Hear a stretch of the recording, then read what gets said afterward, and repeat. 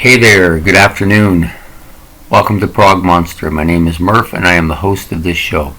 A show dedicated to progressive rock, hard rock, heavy metal, and other forms of rock music. So this is episode 3 of my strange Fascinations. It's basically a show that I talk about individual rock stars or groups that had some kind of impact on me and who I was fascinated by some aspect of their life. In this case, we're going to be doing this guy, Kim Mitchell.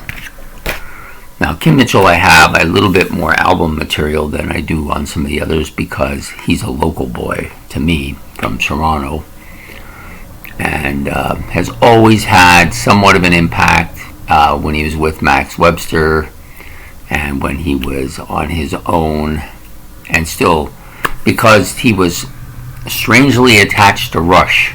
Rush and them were the same label. They toured together. So there was, even though their music was quite different, they even did a song actually together called Battle Scar. I remember when that came out. I was still training at that gym that I used to belong to when I first started. And I'm thinking, wow, it's pretty different from Rush, but it's pretty good.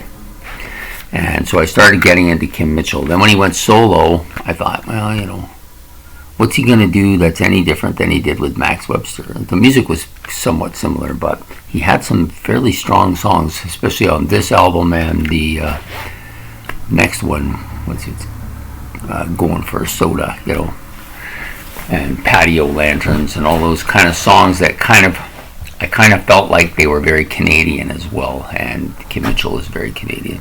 So my experience with Kim Mitchell is that I used to train at this gym when my parents first split. We moved to a place downtown Toronto, right in the core, and I used to go from there across the bridge on the Danforth, for those of you familiar with it. And there was a gym there above a Mercedes-Benz shop at the back of a building called Fitness 2, and I used to walk there a lot of the times to train, big muscles, big train.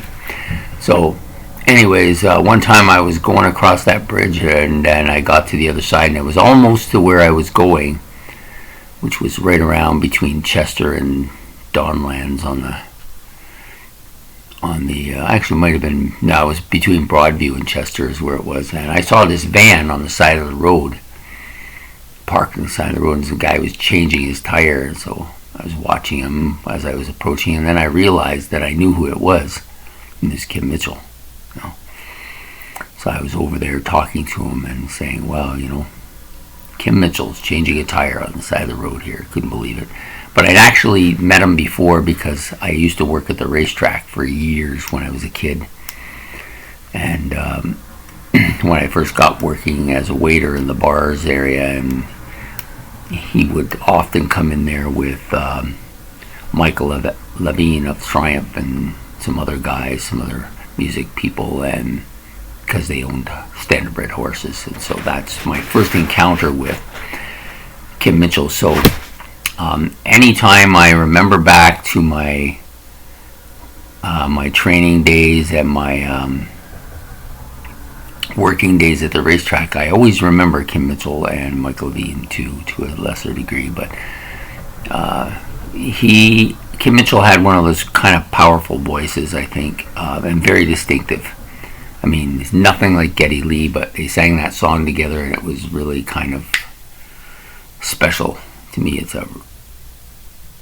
a Canadian meeting of the minds, I guess. And the famous music writer, Martin Popoff, always mentions about how Kim Mitchell was a big influence, not a big influence, but an impactful person in his life and who he liked quite a bit. And even though the music's kind of poppy, there's a lot of really good stuff, especially on this album. And I've got a couple of others that not here. And he had that long hair, he had that rock look to him. Now he's bald, so I have something in common with him again. So I always think of Kim Mitchell when I'm thinking about those days. And I remember my early training and my working at the track, before I was still not even on my own. I was still living at home with my mother and my sister at the time. So yeah, it just brings back those memories of that whole area where I went to school, I trained, I worked, and he was part of that life in my own mind, of course. I mean, the guy probably doesn't remember me from Adam, probably wouldn't remember anything or any encounter because, rock stars are often inundated with people asking for autographs and people wanting to talk to them all the time, thousands of people. Like, there's no way on earth they could remember even half of those people. But I remember Kim Mitchell, thin guy, but a good musician, good guitar player, better than people give him credit for. His vocals are better than most too. So for me,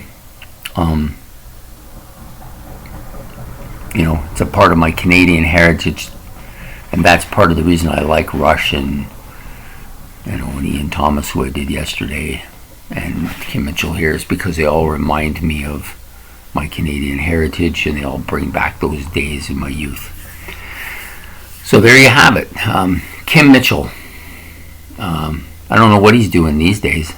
I don't really. I know that he did do a concert fairly recently. I can't remember when it was. Might have been pre-COVID, in which he had Alex Lifeson on stage with him. So it's good to know that some friendships still last and are still going. And Rush and Max Webster were like brothers for the longest period of time at the beginning of the late 70s and early 80s. So I hope to be presenting more of these episodes. The next one will be on Sunday after I do this week, and I'm not going to give the list next week of who I'm doing because it needs to be a little bit of anticipation. The first three I don't mind. It just kind of sets up what's going on. And so today we did Kim Mitchell, another great Canadian musician. I hope you enjoyed this episode. If you did, please like and subscribe, and it helps me a lot, and I really appreciate it, and I hope you enjoyed the series. So have yourself a great day this Sunday, and goodbye.